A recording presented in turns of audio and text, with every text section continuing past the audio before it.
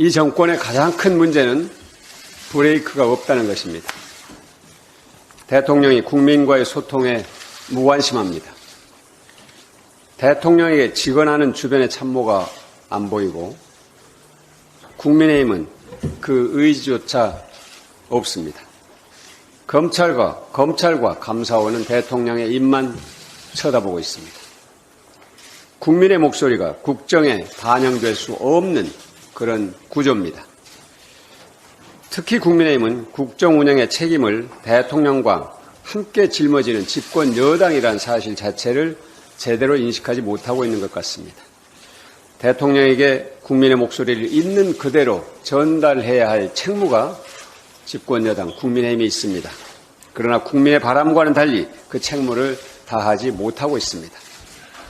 돌이켜보면 대통령과 국민의힘이 브레이크를 밟을 시기는 있었습니다. 충분히 있었습니다. 그러나 아예 브레이크를 떼어버리고 폭주하고 있습니다. 그 사이 민주주의는 병들고 민생은 힘들고 나라의 성장 잠재력은 한없이 약해졌습니다. 30%의 국민만 바라보는 이념의 정치는 끊임없이 공론을 분열시키고 있습니다. 국민은 더 이상 정권의 변화를 기대하기가 어렵다고 판단하고 있습니다. 민주당이 국민의 뜻을 모으고 책임을 다하겠습니다. 오늘 국회 본회의를 통해 정권의 폭주에 브레이크를 걸겠습니다. 국무총리 해임 건의안을 통과시키겠습니다. 국무총리 해임 건의안의 본질은 대통령을 향한 국민의 강력한 경고입니다. 국회에서 통과되는 즉시 대통령은 이를 겸허히 수용해야 합니다. 그리고 국민과 국회 의견을 충분히 수렴해서 국민 통합형 국무총리를 지명하기 바랍니다.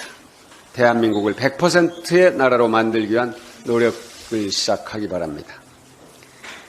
불법을 저지른 검사에 대한 탄핵 소추안을 통과시키겠습니다. 민주당이 탄핵 대상으로 지목한 검사는 공무원 간첩 조작 사건 피해자를 보복 기소한 인물입니다. 국민 한 사람의 삶을 송두리째 망가뜨렸습니다. 사회 정의를 바로 세우고 검찰의 권한 남용에 경종을 울리라는 것이 국민들의 요구입니다. 이균용 대법원장 후보자에 대한 임명 동의안 표결에 들어갑니다. 대법원장 그날의 날씨가 아니라 시대의 기후를 살피는 매우 중요한 자리입니다. 국민은 인사청문회를 지켜봤습니다.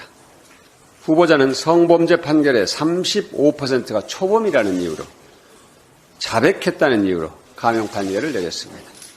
성평등 인식과 감수성이 시대의 수준에 맞지 않습니다. 청렴성과 도덕성에 대한 중대한 문제도 발견됐습니다. 국민들이 대법원장의 적격성에 대해서 충분히 판단하셨습니다. 민주당은 국민의 뜻을 표결을 통해 반영하겠습니다.